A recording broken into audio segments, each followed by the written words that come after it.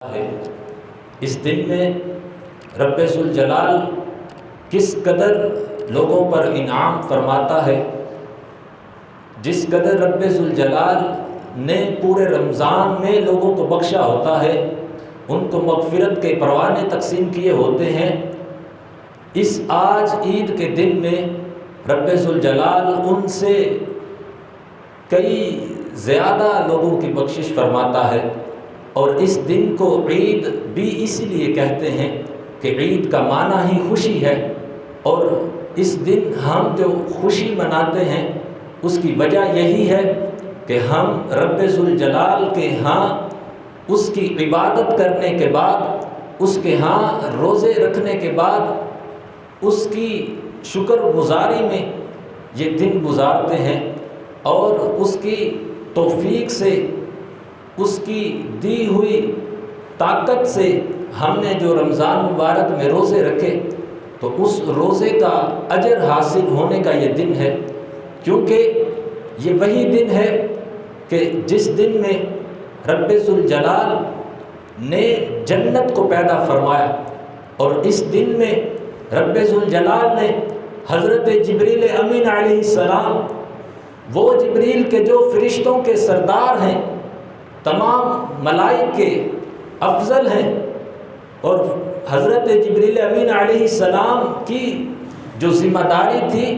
کہ تمام انبیاء تک اللہ جل وعلا کا پیغام پہنچانا، تو یہ وہی دن ہے کہ ان کا انتخاب اسی مقدس دن میں ہوا۔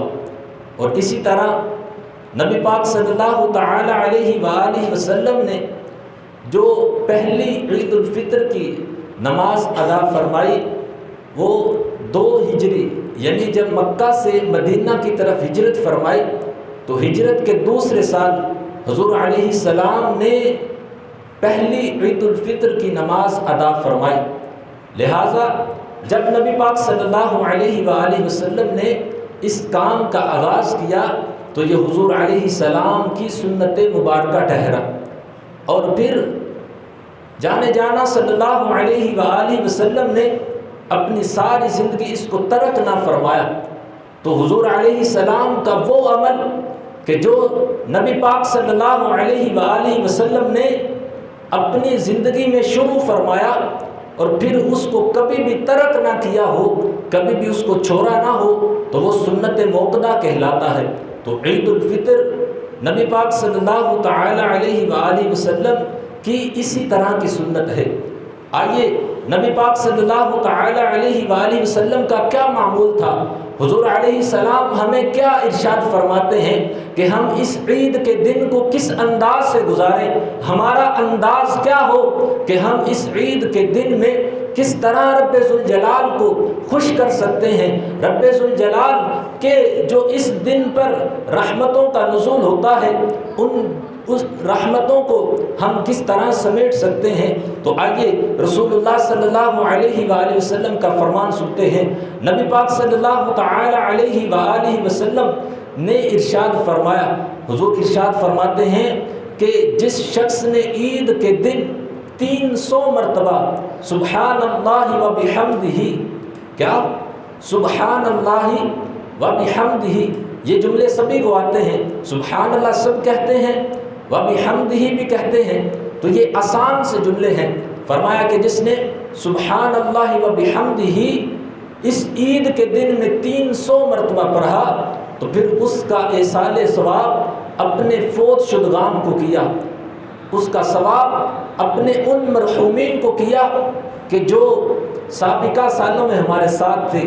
لیکن ان کی زندگی نے ان سے وفا نہ کی، اور وفا نہ ہونے کی وجہ سے آج وہ ہمارے ساتھ نہیں ہیں، تو ان کو ایصال ثواب کیا۔ اسلام ہمیں اپنے مرحومین کے ساتھ وفاداری کا درس دیتا ہے۔ اسلام ہمیں صرف اپنی عبادات کا ہی نہیں بلکہ اپنے جتنے بھی مرحومین ہیں ان کے ساتھ رواداری کا درس دیتا ہے۔ تو اس لحاظ سے رسول اللہ صلی اللہ علیہ وآلہ وسلم نے اس خوشی کے موقع پر کہ جب ہر مسلمان خوش ہو رہا ہے، ہر مسلمان اپنی بخشش اور اپنی مغفرت کی امید لیے رب ذوالجلال کے گھر میں آ رہا ہے، تو اس لحاظ سے حضور علیہ السلام ارشاد فرماتے ہیں کہ اس وقت کہ جب مسلمان خوش ہو رہے ہیں تو وہ مسلمان کہ جو قبروں میں ہیں ان کی خوشی کا بھی کچھ سامان ہو جائے۔ تو ان کی خوشی کے لیے حضور علیہ السلام نے ہمیں یہ وظیفہ عطا فرما دیا کہ جو بندہ عید کے دن 300 مرتبہ سبحان اللہ و بحمدہ پڑھے اور پھر اس کا ثواب ان کی ارواح کو بھیجے جو سابقہ سالوں میں ہمارے ساتھ تھے، اور فرمایا کہ جب وہ اس کا ثواب انہیں بیچتا ہے تو اس کے بدلے میں ہر مسلمان کی قبر میں 1000 انوار کو داخل کیا جاتا ہے۔ یعنی مسلمان جب اس کلمات کو کہنے کے بعد مسلمانوں کو اصال ثواب کریں گے تو فرمایا کہ جتنی بھی قبریں ہوں گی ان سب کے نوروں کے برابر اس کو ثواب دیا جائے گا۔ نبی پاک صلی اللہ تعالی علیہ وآلہ وسلم نے ارشاد فرمایا کہ یہ دن کس قدر برکت والا ہے، کس قدر رحمت والا ہے، اس دن میں رب ذوالجلال کتنا خوش ہوتا ہے۔ اور اس دن کو ہم خوشی والا دن کیوں کہتے ہیں؟ اس لیے کہ حضور علیہ السلام ارشاد فرماتے ہیں کہ جب عید کی صبح ہوتی ہے تو رب ذوالجلال فرشتوں کو بھیجتا ہے کہ زمین پر اتر جاؤ، اور زمین پر جا کر اس کے گلی کوچوں اور اس کے راستوں میں پھیل جاؤ، اور وہاں پر جا کر مختلف مقامات پر کھڑے ہو جاؤ اور بلند آواز سے یہ ندا کرو کہ جسے جنوں انس کے علاوہ تمام کی تمام انسانیت، یعنی جنوں انس، جن اور انسان کے علاوہ جتنی بھی مخلوق ہے وہ سب کے سب فرشتوں کی اس ندا کو سنتے ہیں۔ اور فرشتے کیا کہتے ہیں؟ فرشتے کہتے ہیں اے کریم آقا صلی اللہ علیہ وآلہ وسلم کی امت، اپنے رب کی طرف آؤ، اپنے رب ذوالجلال کی طرف آؤ کہ جس نے تمہیں پیدا کیا اور فرمایا کہ تمہیں عطا سے عظیم دے گا۔ رب ذوالجلال اس دن اپنی رحمتوں کا نزول فرماتا ہے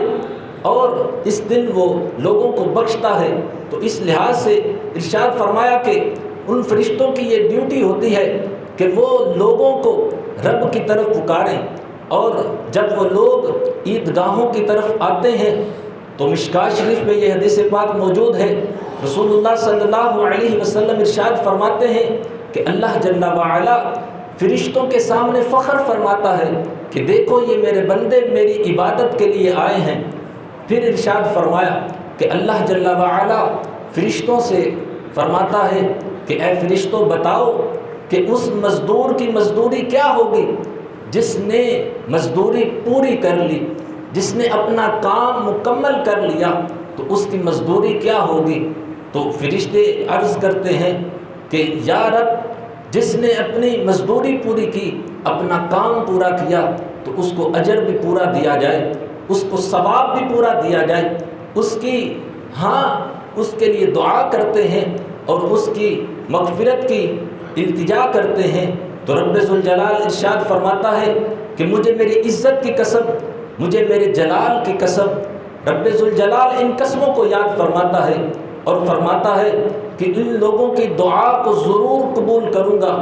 کہ پھر فرماتا ہے کہ بس وہ لوگ جو آج مجھ سے مغفرت کی دعا کریں گے میں ان کے گناہوں کو بخش دوں گا، اور بالخصوص فرمایا کہ وہ لوگ اس حال میں اپنے گھروں میں لوٹیں گے کہ ان کی آج مغفرت کر دی جائے گی۔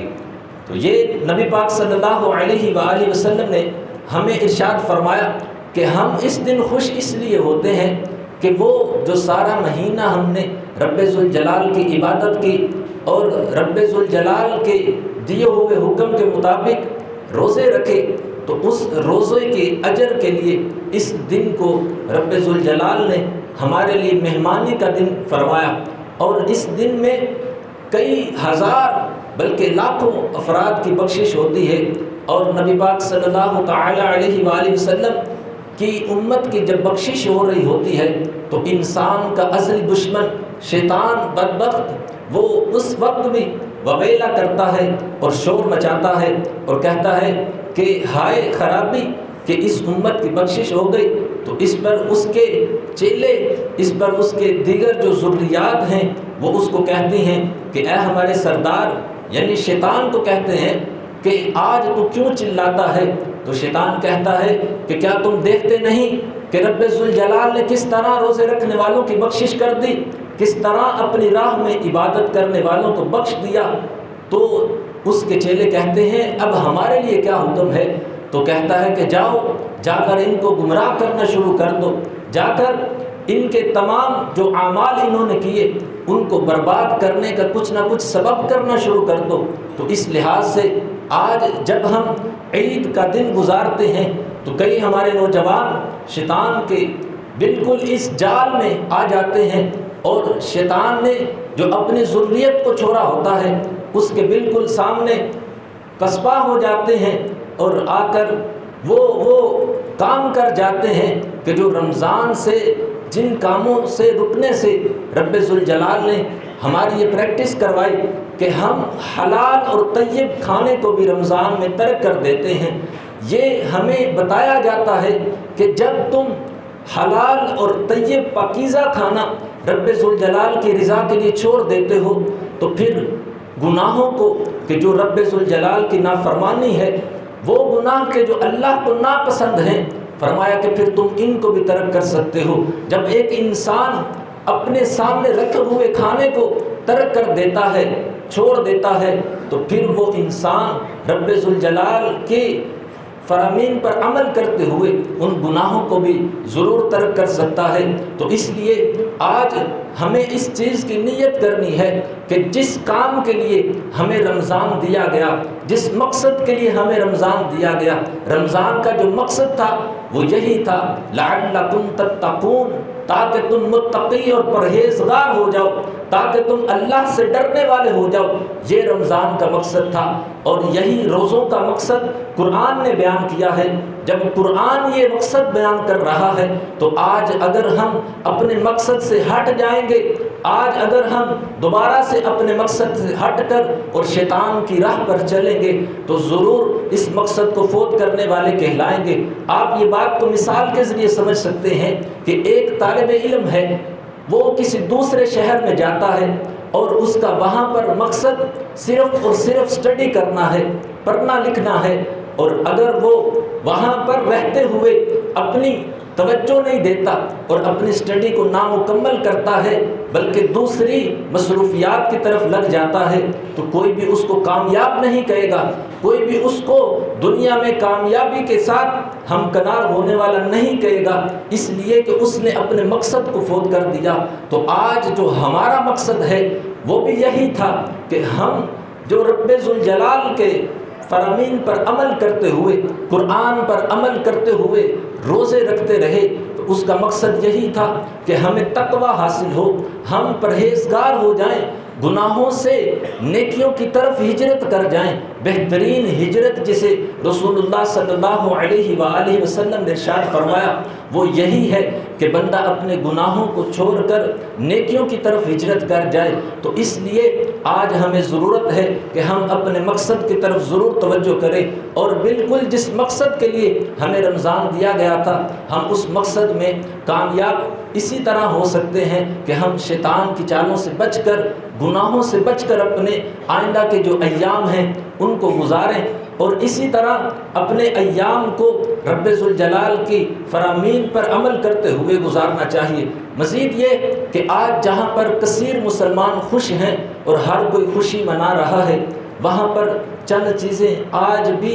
افسوس کر رہی ہیں، آج بھی وہ چیزیں ناخوش ہیں، اس لحاظ سے کہ ان چیزوں کو صدمہ ہے، افسوس ہے ہماری سابقہ روٹینوں کے لحاظ سے۔ سب سے پہلے اگر ہم دیکھتے ہیں تو یہ مسجد ہے جو افسوس کرتی ہے کہ یہ وہ مسلمان ہیں جو ایک چاند کو دیکھ کر مسجد میں آ گئے، جو ایک چاند کو دیکھ کر مسجدوں کو آباد کرنے کے لیے آ گئے، لیکن یہ وہی مسلمان ہیں جو دوسرا چاند دیکھتے ہیں اور مسجد کو بے آباد کر دیتے ہیں، مسجد کو ویرانے کی کیفیت دے دیتے ہیں۔ تو اس لحاظ سے مسجدیں بھی افسوس کرتی ہیں۔ آج ہم مسلمان تو خوشی کا اظہار کر رہے ہیں، لیکن یہ وہ سجدہ گاہیں ہیں جو اس لحاظ سے ضرور پکار رہی ہوں گی کہ کہاں ہے وہ نمازی کہ جو رمضان میں نمازیں ادا کرتے تھے، لیکن کیا رمضان کے بعد نمازوں کو ترک کر دینا چاہیے؟ کیا نماز اور رب ذوالجلال کی عبادت ترک کر دینے والی چیز ہے؟ بالکل نہیں۔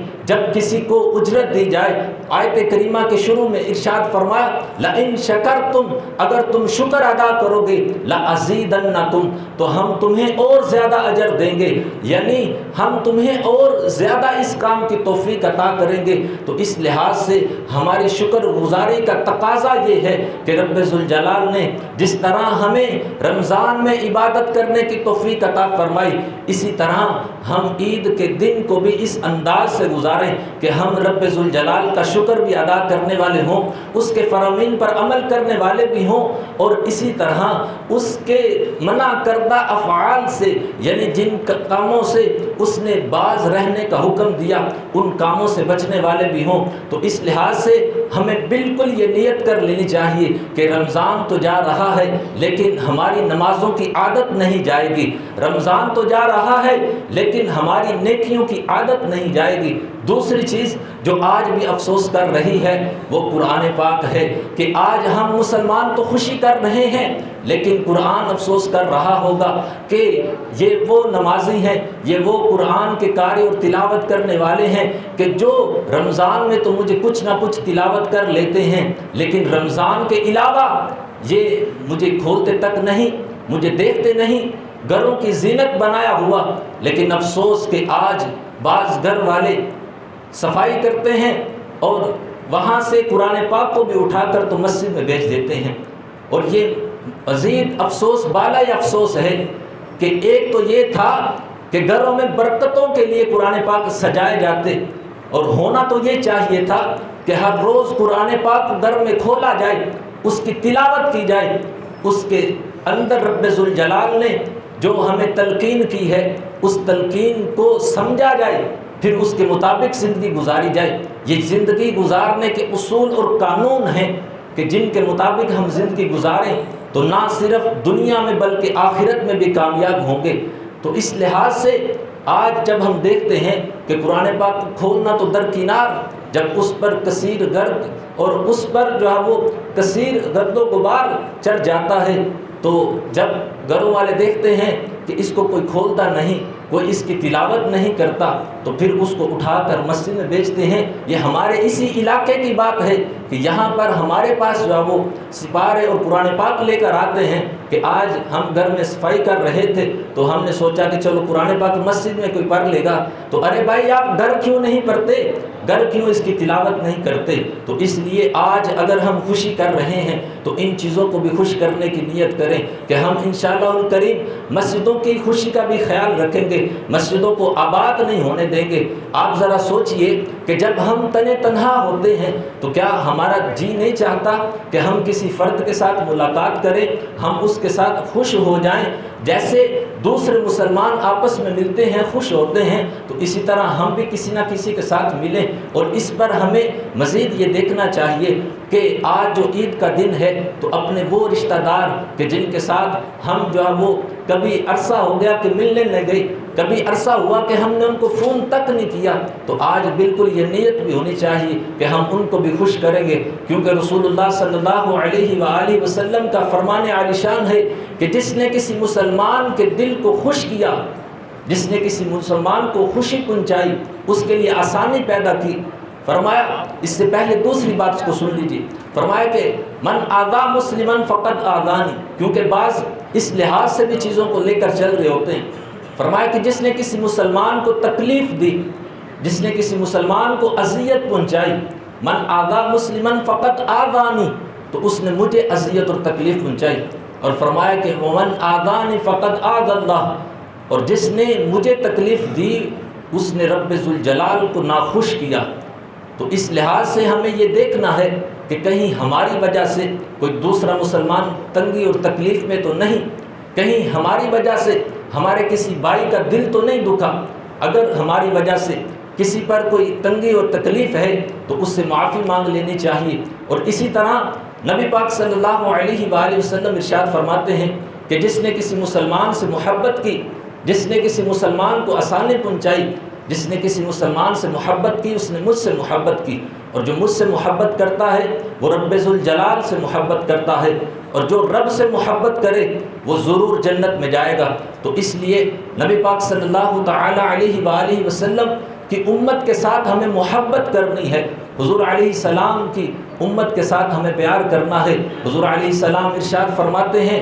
کہ مومن جسد واحد کی طرح ہیں، مومن ایک جسم کی طرح ہیں، اگر جسم کے کسی ایک حصے میں تکلیف ہو تو پورا جسم جو ہے وہ تکلیف میں ہوتا ہے۔ آپ دیکھتے نہیں کہ اگر ہاتھ میں تکلیف ہو، پاؤں میں تکلیف ہو، آنکھ میں تکلیف ہو، کسی ایک حصے پر بھی تکلیف ہو تو پورا جسم بے چین ہو جاتا ہے۔ آنکھ میں تکلیف ہو تو سارے جسم کو بے چینی محسوس ہوتی ہے، سر میں درد ہو تو جسم چین سے نہیں رہتا۔ تو مسلمان کی مثال بھی اسی طرح ہے کہ جب کوئی ایک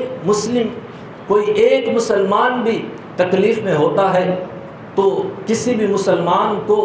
اس لحاظ سے چین نہیں ہونا چاہیے۔ اس لیے آج ہم مزید اگر دیکھتے ہیں تو جہاں پر کروڑوں مسلمان، اربوں مسلمان خوشی کر رہے ہیں، آج ہمارے وہ فلسطینی مسلمان کہ جن کے سروں سے، چھوٹے چھوٹے بچوں کے سروں سے ان کے والدین کے سائے کو اٹھا دیا گیا، آج وہ بچے کہ جو بالکل بے سہارا ہیں اور وہ بالکل اپنی عمر کے ایام گن رہے ہیں کہ پتہ نہیں کس دن ہمارا بلاوا بھی آ جائے، وہ بالکل ایسے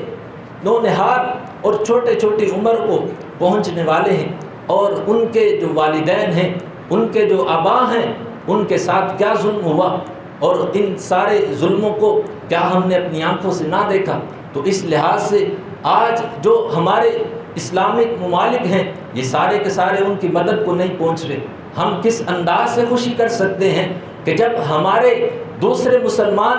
بالکل مظلوم ہیں، ان پر ظلم ہو رہا ہے۔ تو اس لیے جہاں پر آج ہم خوشی منائیں تو وہیں پر ان مسلمان بھائیوں کو بھی یاد رکھیں، جب ان مسلمانوں کی یاد آئے تو ان کے لیے دعا بھی ضرور کی جائے، اور ان کے ہاں بالکل ان دعاؤں کو یاد رکھا جائے کہ جن کے لحاظ سے نبی پاک صلی اللہ تعالی علیہ وآلہ وسلم نے اپنی امت کے لیے دعائیں کی۔ تو اسی سنت پر عمل کرتے ہوئے ان مسلمان بھائیوں کو بھی اپنی دعاؤں میں یاد رکھیں گے، اور جہاں تک ممکن ہوا اپنے علاقے میں جو اس طرح کے افراد ہیں، جو ہمارے غریب لوگ ہیں، ان کی بھی مدد کریں گے، تاکہ اگر ہم وہاں نہیں پہنچ سکتے تو اپنے علاقے میں تو ضرور اس طرح کے کام کر سکتے ہیں۔ تو رب ذوالجلال ہم سب کو ان تمام افعال کو مد نظر رکھتے ہوئے عمل کرنے کی توفیق عطا فرمائے۔ صدقہ فطر کے لحاظ سے اہم مسئلہ سماعت فرما کر اس کے بعد جو ہے وہ ہم اختتام کرتے ہیں، کیونکہ ٹائم بالکل ہو گیا ہے۔ صدقہ فطر دینا واجب ہوتا ہے، اور عید کے دن صدقہ فطر عید کی نماز سے پہلے ادا کیا جاتا ہے، اور یہ ہر اس پر واجب ہے کہ جو صاحب نصاب ہے اور وہ اپنی نابالغ اولاد کی طرف سے بھی اس کو ادا کرے گا۔ اب صدقہ فطر کیوں دیا جاتا ہے، اس کی وجہ کیا ہے؟ نبی پاک صلی اللہ علیہ وآلہ وسلم ارشاد فرماتے ہیں کہ صدقہ فطر واجب ہے اس لیے کہ یہ جو روزے میں بیہودہ کلام ہو جاتا ہے، بیہودہ گفتگو ہو جاتی ہے، چونکہ ہماری عادت ہے کہ ہم فحاشی اور طرح طرح کی غیبتیں، جھوٹ، چغلی، اسی طرح ایسے گناہ کی عادت میں ہم دن رات گزارتے ہیں۔ تو ایسے ہی رمضان آ جاتا ہے اور ہماری وہ عادتیں نہیں چھوٹتی کہ ہم کسی کو برا بھلا کہتے ہیں، ہم جو ہے وہ اسی عادات پر برقرار رہتے ہیں۔ تو ان عادتوں میں روزے میں جو کمی آ جاتی ہے، روزے کی جو فضیلت میں نقصان ہوتا ہے، تو اس کو پورا کرنے کے لیے اس دن جو ہے وہ صدقہ فطر ادا کیا جاتا ہے، تاکہ وہ اس کی تلافی ہو جائے۔ اور بعض نادان جو ہے وہ اس دن بھی صدقہ فطر ادا نہیں کرتے، مال سے محبت کرتے ہیں لیکن اپنے دین سے، اپنے رب کے فرمان سے محبت نہیں کرتے۔ تو ان کے بارے میں رسول اللہ صلی اللہ علیہ وآلہ وسلم نے ارشاد فرمایا کہ روزہ زمین اور آسمان کے درمیان لٹکا رہتا ہے، معلق رہتا ہے، یہاں تک کہ جب صدقہ فطر ادا کیا جاتا ہے تو وہ روزہ رب ذوالجلال کے ہاں قبول ہو جاتا ہے۔ تو اس لیے ہمیں جہاں پر رب ذوالجلال کی عبادات کرنی ہے وہاں پر ان تمام چیزوں پر بھی عمل کرنا ہے کہ جن کے لحاظ سے ہمیں جو ہے وہ نبی پاک صلی اللہ علیہ وآلہ وسلم نے ارشاد فرمایا ہے۔ اور یہ عید کو رب ذوالجلال ہمارے لیے عید سعید بنائے۔ آج اس کی عید سعید ہوگی کہ جس نے اپنی رمضان کی عبادت کو سنبھال لیا، جس نے اپنی رمضان کی عبادت کو بالکل جو ہے وہ سنبھال کر اپنی آگے والی زندگی کو بسر کیا، اور اس کے لیے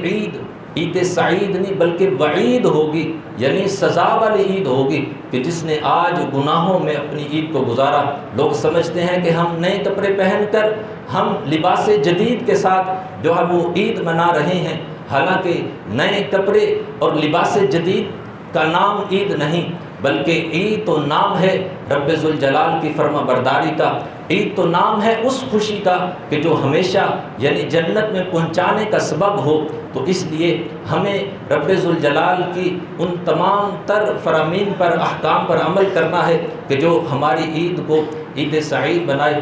رب ذوالجلال ہم سب کو ان افعال پر عمل کرنے کی توفیق عطا فرمائے، آمین بجاہ النبی الامین صلی اللہ تعالی علیہ وآلہ وسلم۔